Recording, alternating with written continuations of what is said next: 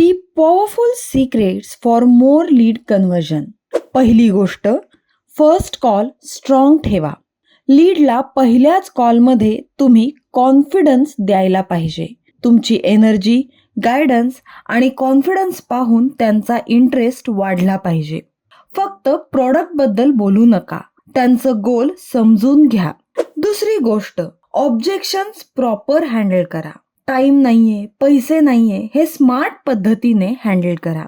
गेस्टकडे खरंच टाइम किंवा पैसे नाहीत असं नाही, पण प्रायोरिटी नसते.